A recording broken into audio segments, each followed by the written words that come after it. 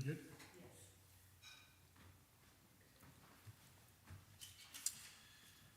Okay, we'll call this meeting to order. This is the Town of Copper Canyon Board of Adjustment meeting on Monday, March 2nd, 2026 at 7 p.m. We have the Board of Adjustments assembled today with a full panel. And we'll go through our agenda and move on to our public hearing. First item on the agenda is the consent items. We have two items on the consent agenda.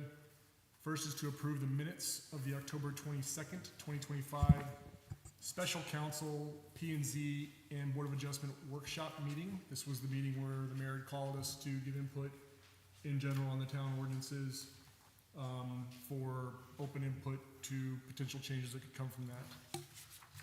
Do I have a motion? Oh, sorry, there is a correction in the record of that meeting. Board member Nick Olson was present, and the record will be corrected to reflect his presence at that meeting. Do I have a motion to approve the minutes of the special meeting? I make a motion to approve. All those in favor? Second? All those in favor, aye? Aye. Any opposed? Great, the minutes are approved. Item number 2 is to approve the minutes of our last Board of Adjustment meeting, which was from September 15th, 2025. The minutes of which are contained in the packet. Do I have a motion to approve the minutes from September 15th, 2025 Board of Adjustment meeting? I move that we approve the minutes of September 15th. Board member Olson moves to approve. I'll second. Board member Smocker seconds. All those in favor, say aye. Aye. Aye. Any opposed? Okay. We are complete with consent items. At this point, Town Secretary will take the truth oath and submit our agenda and packet as evidence for our hearing this evening. Ms. Morales? Okay. I, Sheila Morales, swear to tell the truth, the whole truth, and nothing but the truth, so help me God. Okay, tonight you're going to be considering a variance request. I would like to submit the agenda packet and ask that it be entered into the record.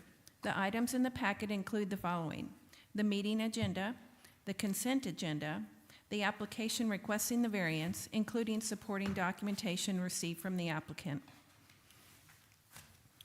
and proof of ownership. Thank you. Thank you. So we all have in front of us the agenda as Town Secretary has presented to us in the entire packet. I think at this stage we're ready to open the public hearing portion of the meeting for this request for variance. The Town of Copper Canyon's Board of Adjustment will conduct a public hearing and take action on the following.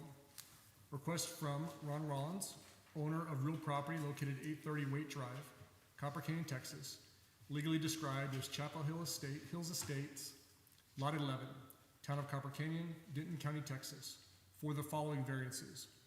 1, a 25-foot variance from the Town of Copper Canyon General District Zoning Regulations, Article 2, Section 2-101, use, yard, and bulk requirements. For B, minimum side yard setback from interior lot line principal uses. And number 2, a variance for an existing condition of lot width of approximately 184.6 feet from the Town of Copper Canyon's General District Zoning Regulations, Article 2, Section 2-102, use, yard, and bulk requirements, subsection 2, minimum lot width. If approved, the variance is granted will allow a 10-foot side yard setback for the principal building and a lot width of approximately 184.6 feet. We have the plats associated with the request as part of the packet. With the opening of this public hearing, I will invite the property owner or representatives as such to come up to the podium and speak. Our meetings are recorded, they are broadcast.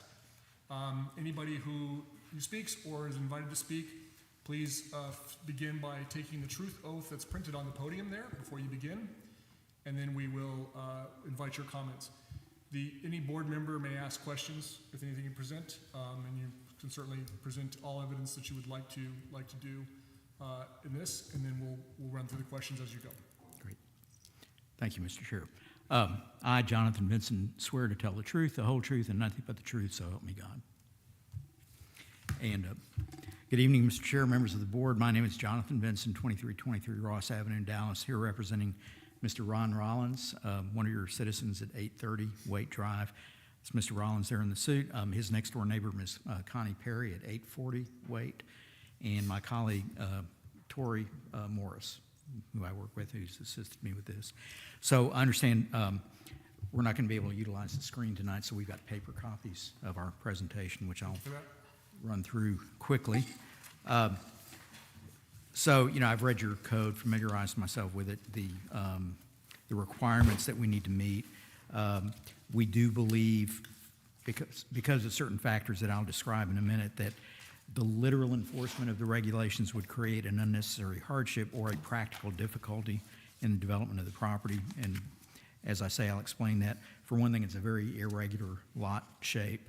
The site constraints that we'll talk about a little bit more make the property difficult to develop. There's reduced lot width of varying types, and the 186 some odd feet, that's at the front right-of-way line, but really what we're talking about is the entire property from front to back.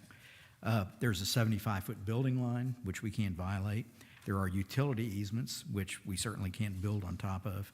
There's a swimming pool. There's a mature tree, a very large tree with, you know, a large root ball about the same size as the canopy, which we don't want to damage. There's an existing driveway, and finally there's a septic tank.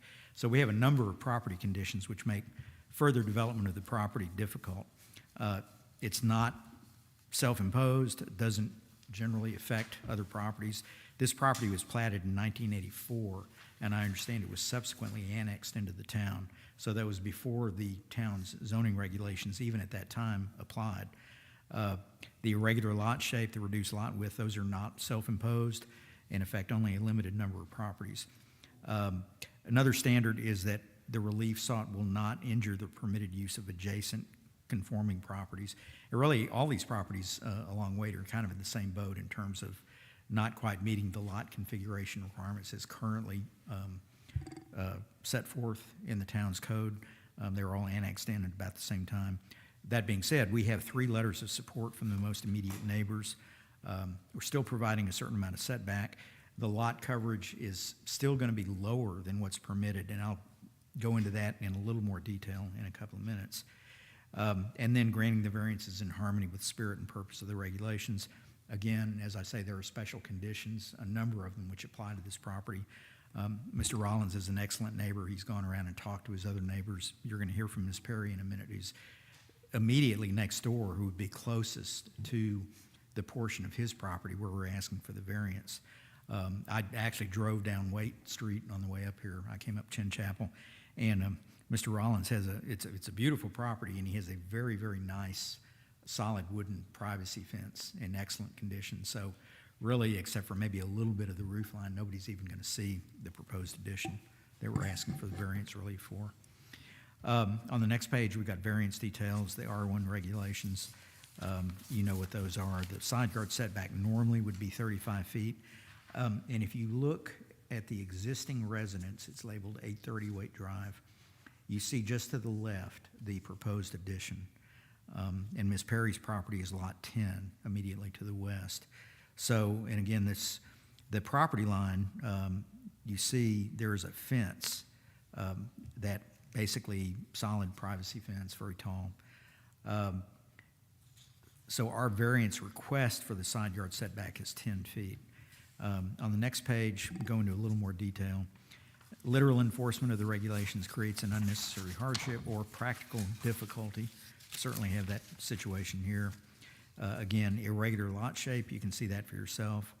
Reduced lot width of varying measurements, 15 feet less even at the front property line of what R1 calls for. Increased front yard per the plat. And then we have, again, the utility easements, septic tank, mature tree plantings, and existing concrete driveway and swimming pool. The next page, this shows a plat of the neighborhood, and you see actually, I don't think any one of these properties is actually conforming to the current requirement. So again, that's because they were platted prior to annexation of the property. I'm sure they were just in Denton County at the time. That established the irregular lot shape.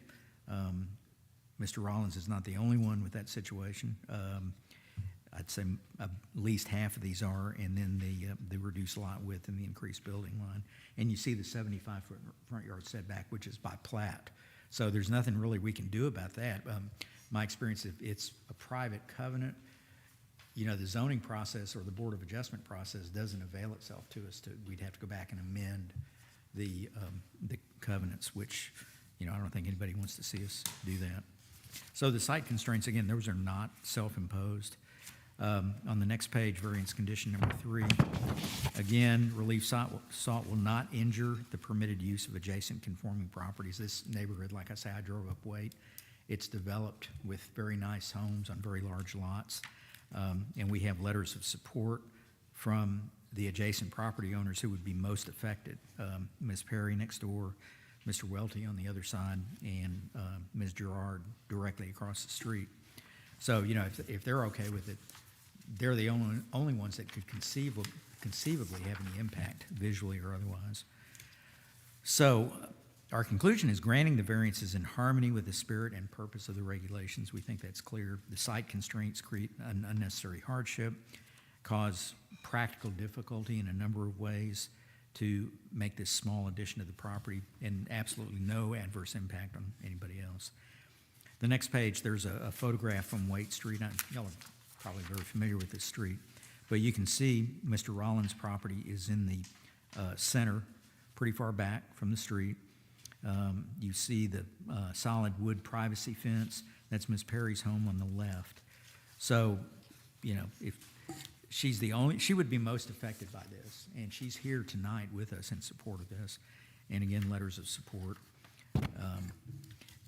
And then I added a couple of pages, which basically you can see for yourselves. That the property outlined in blue is Mr. Rollins' property, the subject property.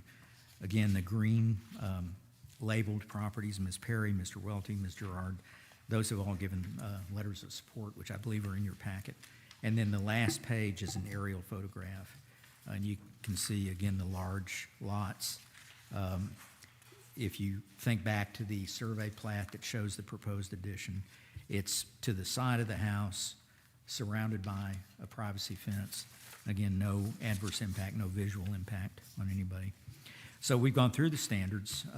We think we meet all of them. I'm not going to recite them to you because you know those very well, and we talked about that a little bit. But again, there are special conditions which clearly affect the property.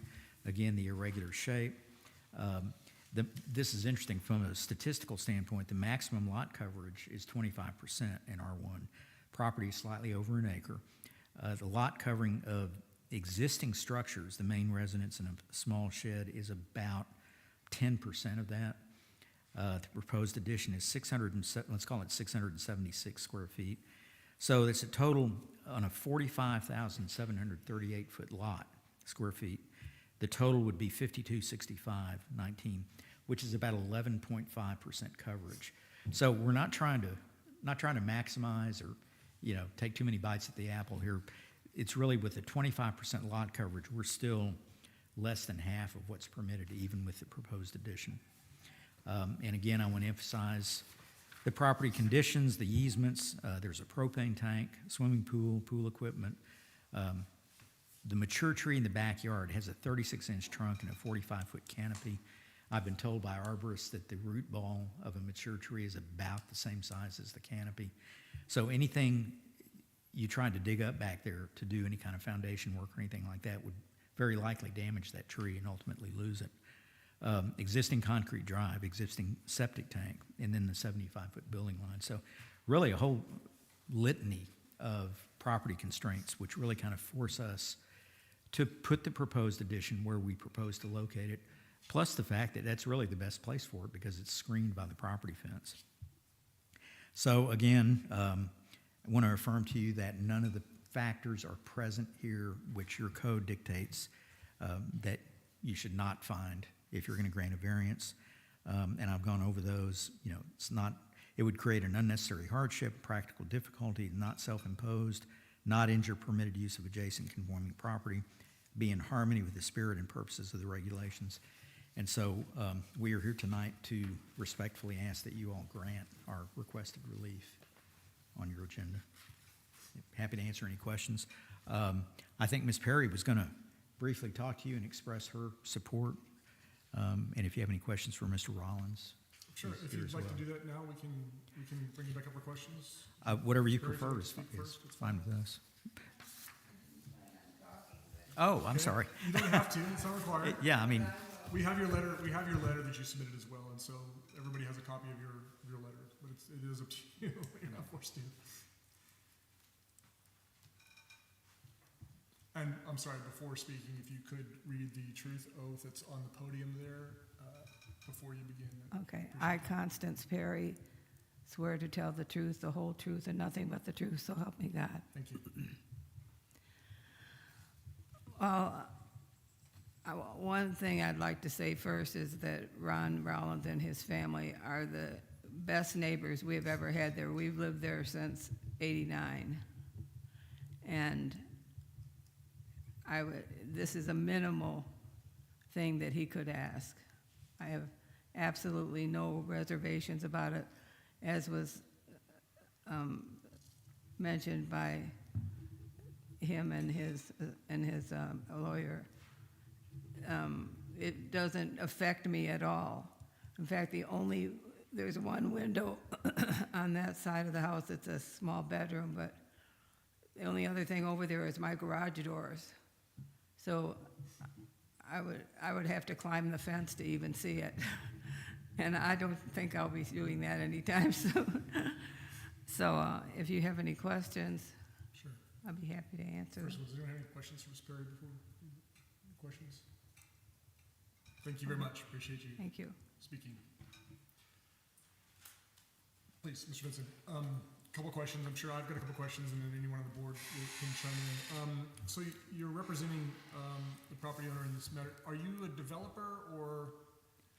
Because I have questions about the plan use, but if you're not the developer or the architect or the planner there, that's I'm not a design professional. I'm a land use attorney, but okay. That's fine. That's okay. And I wanted to clarify that because I just wanted to know if there had been any work done, and we can ask the owner if there's been any work done on considering the drainage for the property by adding an addition in that area and shortening the span between the fence and the other property line. Do you know if there's been any work, any study done for the drainage? I would have to assume that a competent architect would have looked at that. I don't know if, yeah, Mr. Rollins is a builder. So. I'm sorry, are you the owner? I am. Oh, I'm happy for you to participate. We do want to put you on record and on microphone. If you wouldn't mind taking the truth oath and then answer that question. I, Ron Rollins, swear to tell the truth, the whole truth, and nothing but the truth, so help me God. Thank you. So on that side of the property, the drainage, I'm a contractor by trade. Okay. I drew the plans myself and did all the surveying for it. So the property on that side of the property, it drains to the front and pitches to the back, like right in that area is the peak.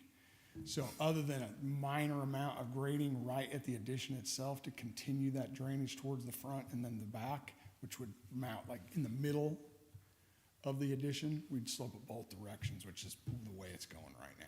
Okay. And when I first moved there, the property had significant drainage problems. And like my first week, I think I was there, Connie called me because I told her, if you ever need anything, don't hesitate to ask. I'm here to help. She called me, our backyard is flooding.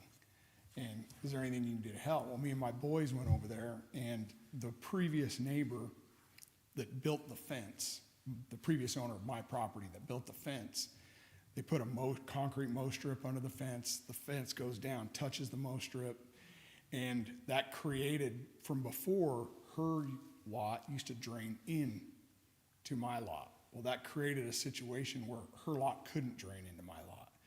We went in the middle of the storm and I cut big drainage holes in the bottom of the fence so that her lot could continue to drain into my lot. And I think we resolved it. I don't think she's had any issues since then. When I did that, that created more drainage problems in my backyard from the previous owner that developed and put a retaining wall between the next yard and my property.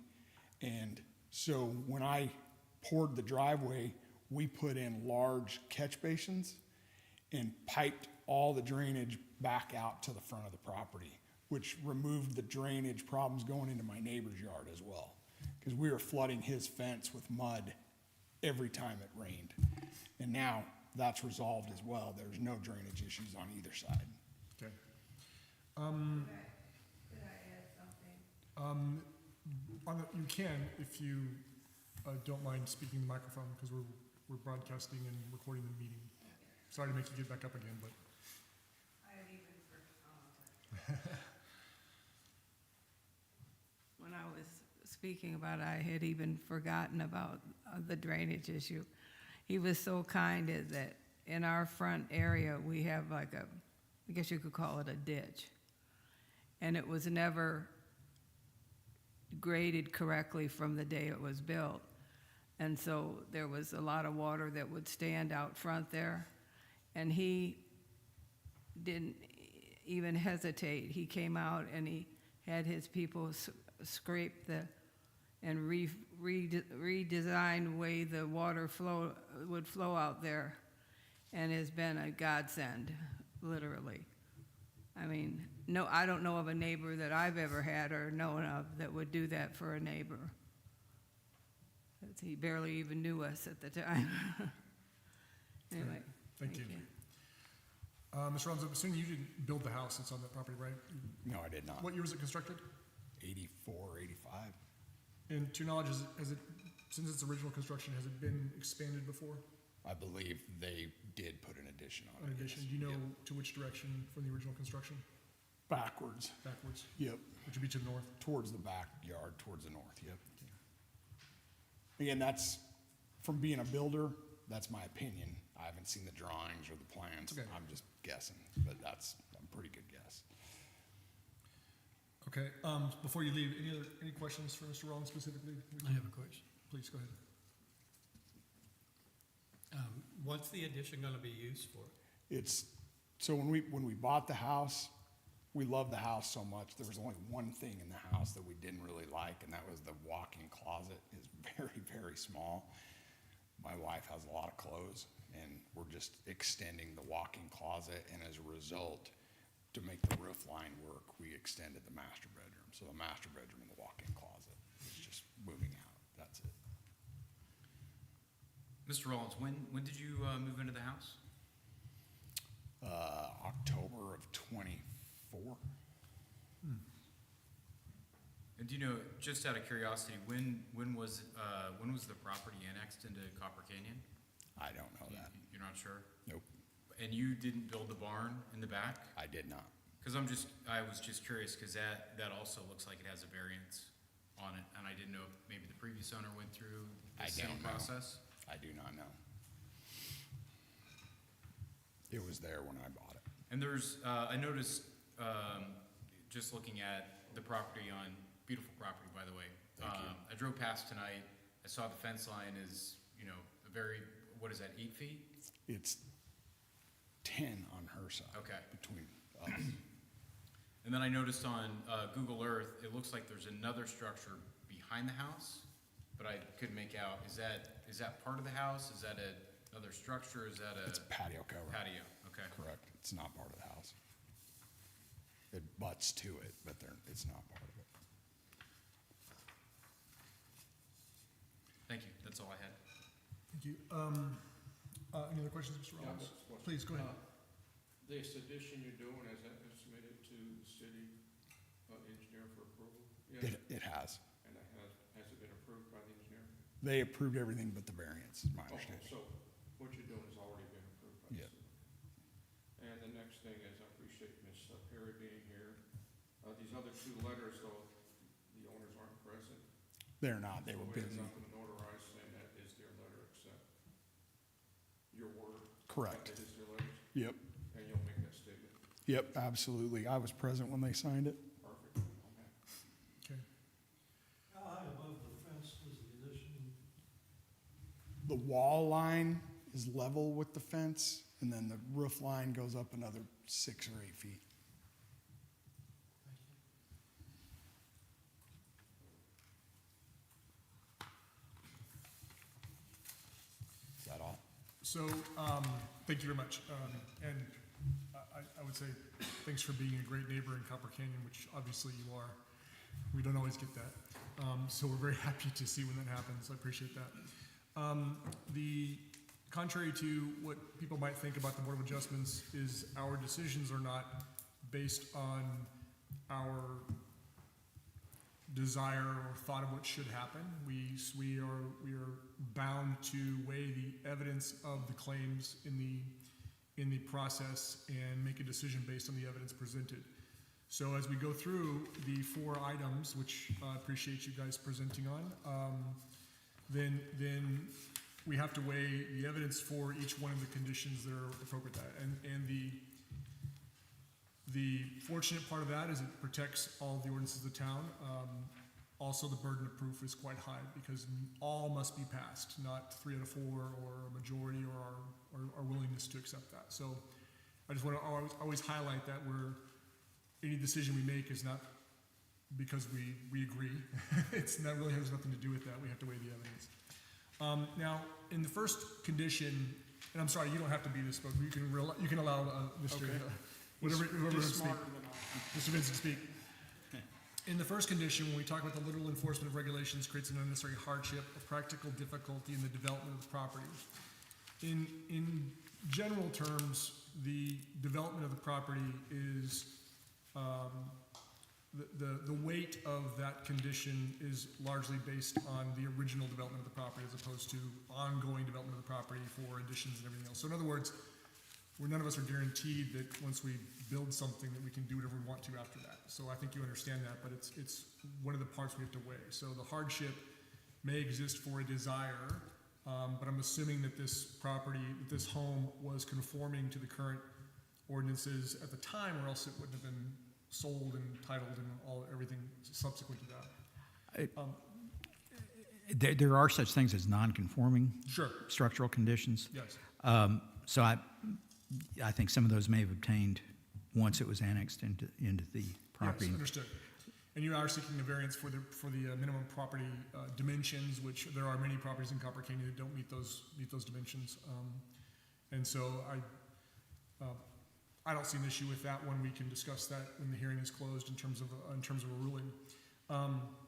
When it comes to the unnecessary hardship, we have to weigh whether or not the hardship is based on the property conditions or based on the change of the structure desired. And so it's just something for us to discuss and go on. I don't know if certainly the irregular shape of the lot is a condition, but that was what was accounted for when the original property was built, when the original house was built. So we need to weigh that.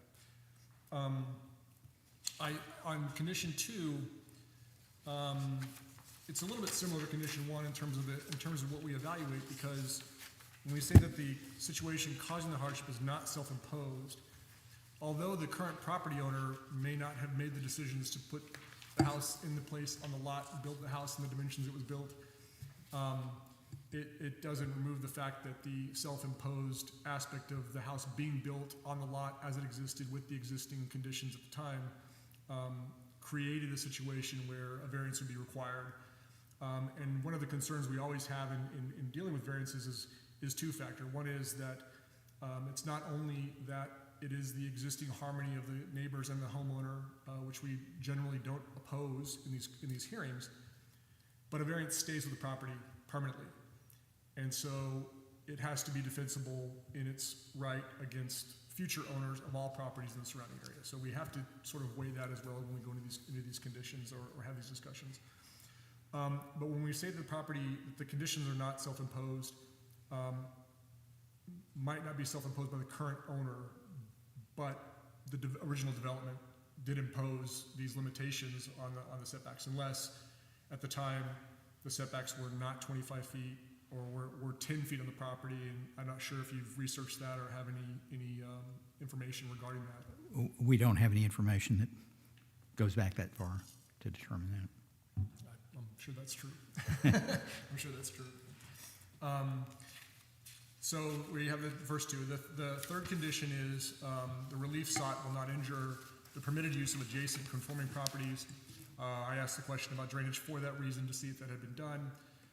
trusting that that can be done. We have letters of support from the adjacent property owners. And again, I commend you because we don't often get those in mass, and certainly have co-testimony to affirm that the adjacent property owner is there. So thank you for that, and I think that is the heavily weighed for the neighbors who are saying this doesn't bother them. And then finally, on condition 4, granting the variance is in harmony with the spirit and purpose of the regulations. One of the things the town wrestles with all the time is the rural versus rural nature of the town, maintaining the rural nature of the town. A big part of that is that we have spacing between structures. We allow certain amounts of structure between spaces between structures, limited numbers of structures on properties of certain size, and all those things. So weighing that piece to move from a 25-foot setback to a 10-foot setback,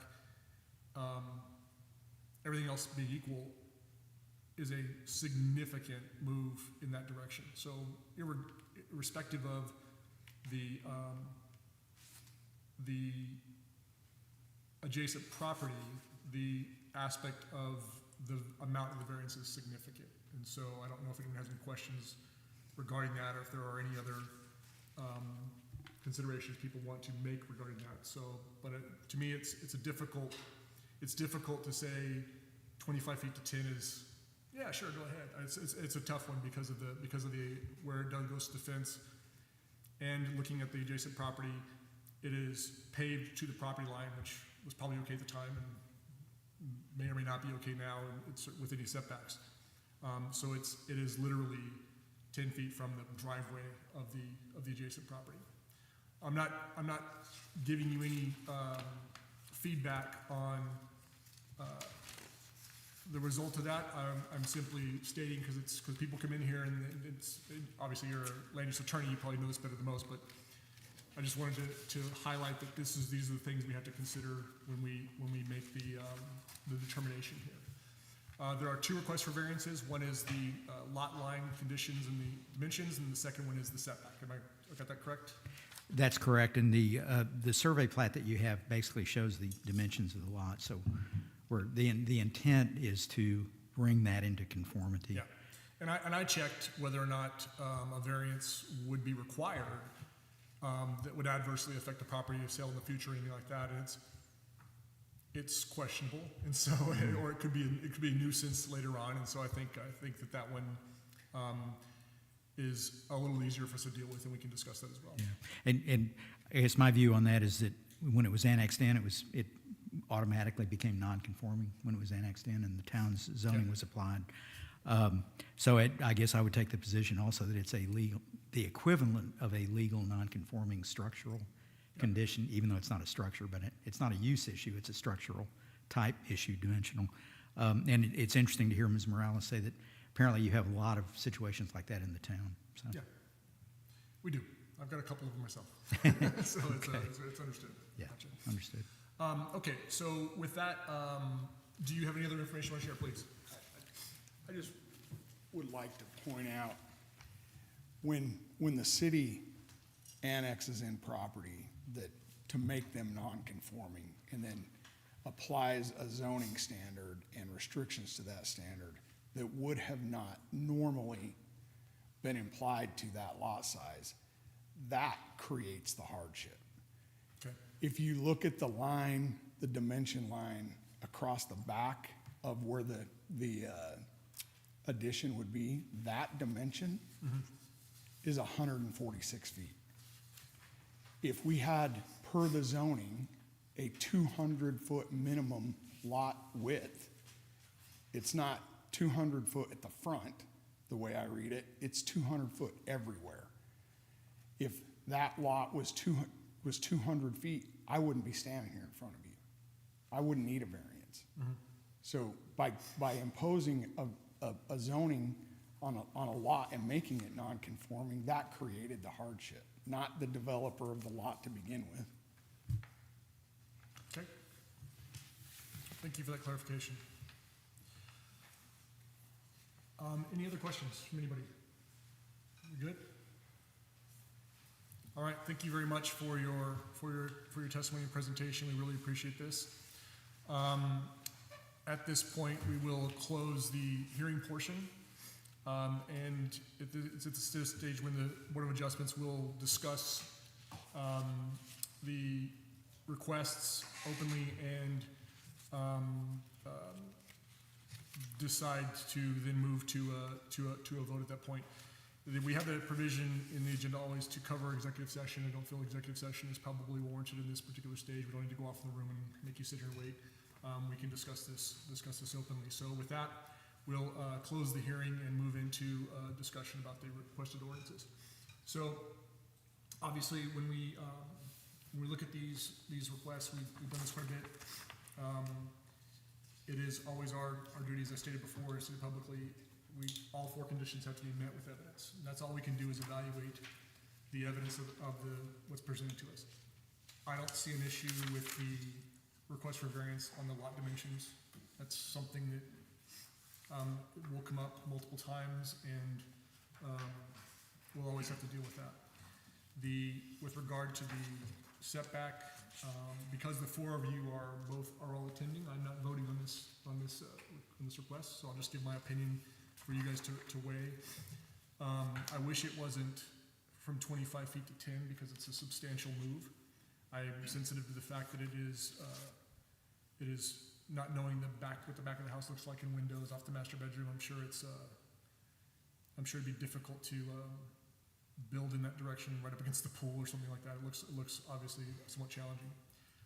I feel like there was good evidence presented on, particularly in clarification on the hardship aspect. I'm unsure on the self-imposed aspect of the size of the addition to be made, and then I'm unsure on the future granting the variance for future use of any future property owners. So it's something for us to weigh. But input from you guys? Your opinion? Feedback? It seems to me in view of the annexation that the self-imposed question is moot. And as far as future use is concerned, it seems to me that like the variances would be obvious to any future owners of adjacent properties, and should not present a hardship in that regard. Okay. Nate, any comment you wanna make? I appreciate the due diligence that you guys put together to put this forward, and I certainly appreciate the comments that we had from the neighbors on their approval of this, and so thank you for that. From the presentations that I've seen, I don't see this as, and I guess the current neighbors agree, there is no hardship for them with this addition that's going to be added on. As far as the value of the house, speaking for my wife, having a larger closet would actually improve the resale value of the house. All right, I get it. That's why I moved from Highland Village. One of the reasons But I started my house. those are the only comments that I have. Thanks, Nate. Sam? No, I guess, first, I guess I would say, just with the size of the fence, like, it's difficult to see, even if there was an extension put in there, it's barely visible. You can just see a portion of the roof line. I think if something was closer, you wouldn't see it. But I agree along the lines of what you gentlemen have also said in regards to the hardship. It's difficult to say that there's an unnecessary hardship due to the annex if the annex took place years before the property was purchased. So I guess that's one concern that I have with variances. Joe, any comment? No, I concur with it, Nate. I think it was very great, thank you, due diligence. It made my job personally a lot easier, and the fact that Mr. Perry is here. I needed to hear what the neighbors think. We don't have the other two, but Mrs. Perry is your immediate neighbor, and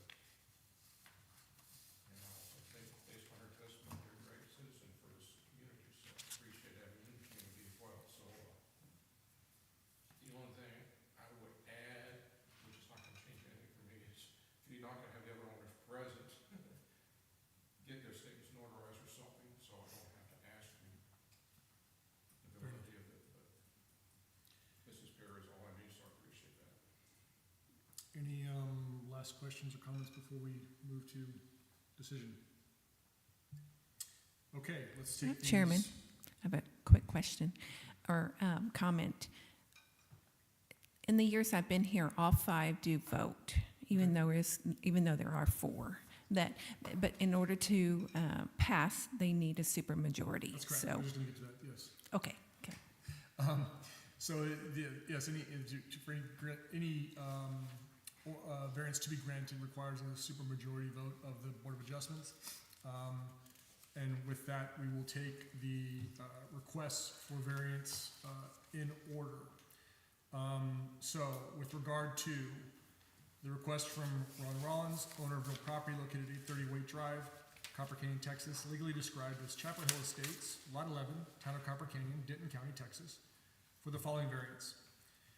Do a 25-foot variance from the Town of Copper Canyon, which is the setback.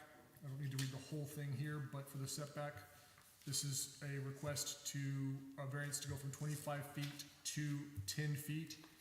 Do I have a motion to call a vote on this request for variance? I'll make a motion. Motion to approve? Okay, so from Board Member Motz, we have a motion to approve the request of variance from 25 feet to 10 feet for the addition. Do I have a second on that motion? I'll second. Seconded by Chairman, or Member Olson. So we'll take a roll call vote on this particular request. There's a motion to approve the variance to go from 25 feet to 10 feet. Mr. Olson? Approved. Mr. Langston? Approved.